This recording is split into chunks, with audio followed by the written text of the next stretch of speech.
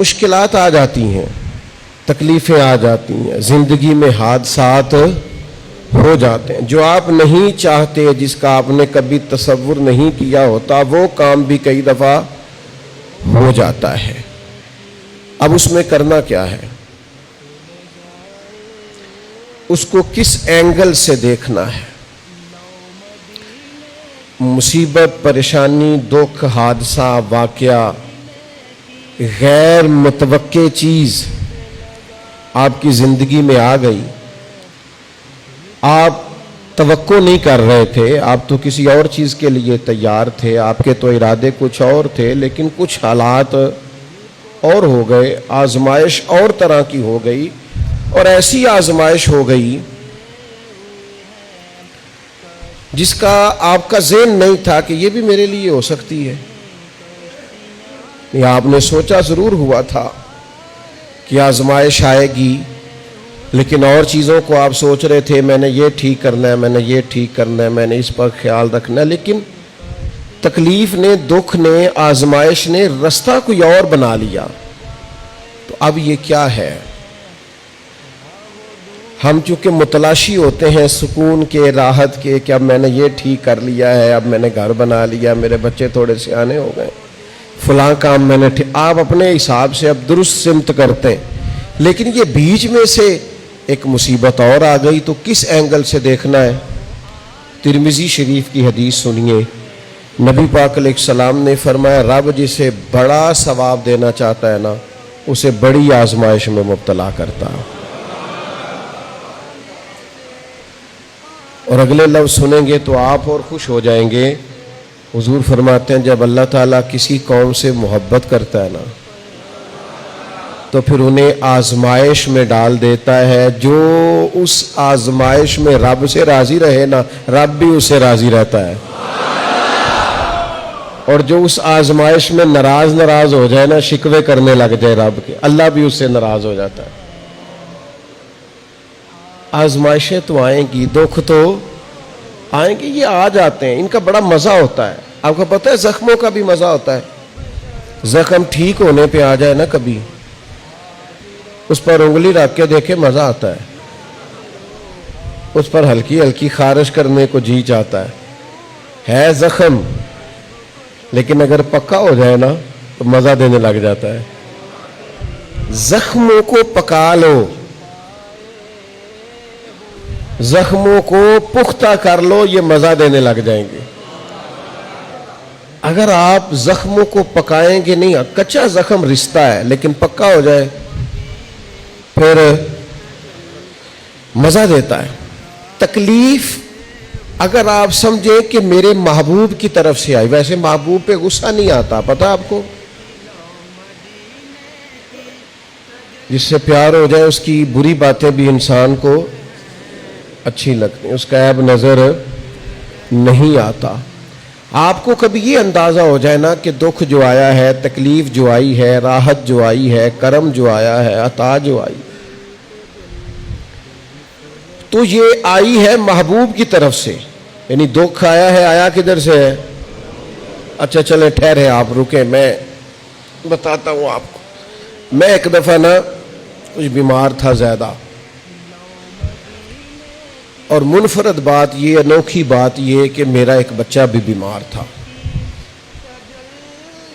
اور اس پر تھوڑی سی مشکل یہ کہ کچھ چھوٹی موٹی ارد گرد کی پریشانیاں بھی تھیں، یہ تعمیری کام چل رہا ہے، فلانا کام چل رہا ہے، فلانا کام چل رہا ہے، تو سمجھ لیں 5 10 20 چیزیں کٹھی ہو گئیں، تو میری طبیعت پر کچھ بوجھ بن گیا، دل تھوڑا سا وزن محسوس کرنے لگا، اور ذرا تھوڑی سی بے چینی اور اضطراب طبیعت میں پیدا ہونے لگا۔ یہ ان کے بعد آ جاتا ہے کبھی کبھی، تو اس کی تدبیریں، اس کے معاملات بھی میں دیکھ رہا تھا، لیکن تھوڑا سا نا زیادہ ذہنی طور پر میں اپنے آپ کو تکلیف میں محسوس کرتا تھا۔ تو ایک رات میں تسبیح میرے ہاتھ میں تھی، تو میں حسبنا اللہ و نعم الوکیل نعم المولا و نعم النصیر، اس کا میں وظیفہ پڑھ رہا تھا۔ تو پڑھتے پڑھتے میں نے نا سائیڈ چینج کی، رخ پھیرا، اچھا کبھی کبھی یہ ہوتا ہے کہ آپ کے اندر سے ہی دکھ اٹھ رہا ہوتا ہے اور کئی دفعہ آپ کے اندر سے ہی سکھ اٹھ آتا ہے، جواب آ جاتا ہے. یعنی آپ کا دل بھی تو مفتی ہے نا، وہ بھی تو فتوے جاری کرتا ہے نا. آپ کی روح بھی تو عالم ہے نا، وہ بھی تو آپ کو مسئلے بتاتی ہے نا. آپ کا ذہن بھی بہت بڑا، یہ کئی دفعہ جب اداس ہوتا ہے تو اس نے کوئی مایوسی سوچ لی یا طے کر لی، خوش ہوتا ہے تو اس نے اندر سے ہی کوئی نعمت تلاش لی. میں نے رخ چینج کیا تو میرے اندر سے آواز آئی، یار تو بڑے بیوقوف ہے. تیرا کسی جگہ نام لکھ دیتے ہیں لوگ، وہاں ہزاروں لوگ جمع ہو جاتے ہیں. مسجد میں پنکھے پورے نہیں چلتے، لوگوں کو کوئی خاص پروٹوکول نہیں ملتا. سینکڑوں مساجد ہیں، ایئر کنڈیشن اور بڑی بڑی سہولیات چھوڑ کے لوگ تیرے پاس آتے ہیں.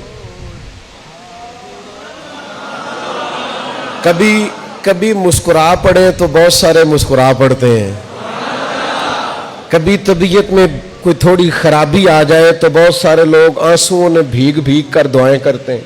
یہ سارے دکھ تیرے لیے برداشت کیے، اور تیرے اوپر تھوڑی سی کبھی تکلیف آتی ہے تو طبیعت پہ بوجھ بنتا ہے. اچھا تو بڑا ریس ہے، سکھ سارے قبول خوشی خوشی، اور ذرا 2 4 5 چیزیں کٹھی ہوئی نہیں اور دل تیرا بے چین ہوا نہیں، تو سیاڑا نہیں. اچھا خود ہی ٹینشن تھی، بس رخ میں نے دوسری طرف کیا تو آوازیں دوسری آنی شروع ہو گئیں. شام کو میں اٹھ کے بیٹھ گیا. یہ آپ نے نا اپنے اندر سے آپ نے طاقت لینی ہے. آپ کے اندر ایک روح ہے، آپ کے اندر ایک باطن ہے، آپ کے اندر ایک خیر کی قوت ہے. جب بھی کوئی مایوسی آئے نا، ایک سرکار کا فرمان سنیں. نبی پاک علیہ السلام نے فرمایا تمہیں اپنی بیوی کی کوئی عادت ناپسند ہو تو اسے بغض نہیں رکھنا. یا رسول اللہ کیا کریں؟ فرمایا اس عادت پہ غور کر لو جو تمہیں بڑی پسند ہے. آپ نے صرف کمزوریاں نہیں دیکھنی، آپ نے زندگی کے اندر خوبیاں بھی ملاحظہ کرنی. کرم ان کی وراثت ہے، عطا ان کی وراثت ہے. کرم ان کی وراثت ہے،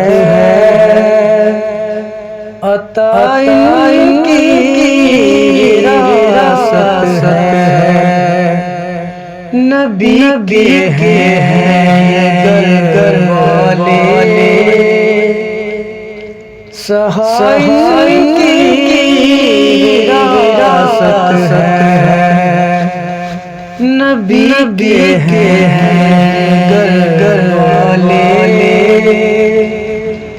صحابہ کی وراثت ہے. وہ ہستی ہو خدیجہ کی،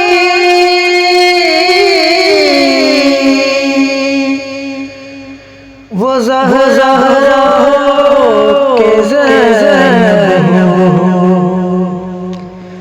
وہ ہستی ہو خدیجہ کی، وہ زہرا ہو کہ زینب ہو. وہ زہرا ہو کہ زینب ہو. ملائکہ اس پہ شاہد ہیں، حیا ان کی وراثت ہے. ملائکہ اس پہ شاہد ہیں،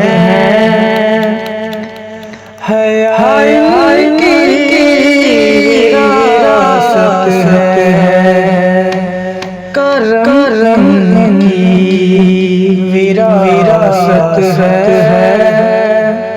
عطا ان کی وراثت ہے.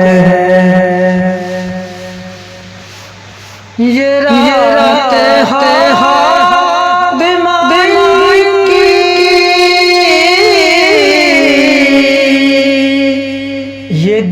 دن کے نوکر ہیں، یہ رات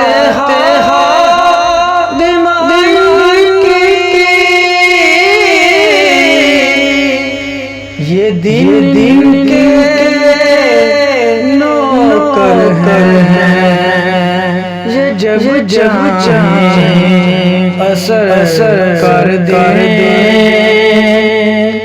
دے آئی کی وراثت ہے۔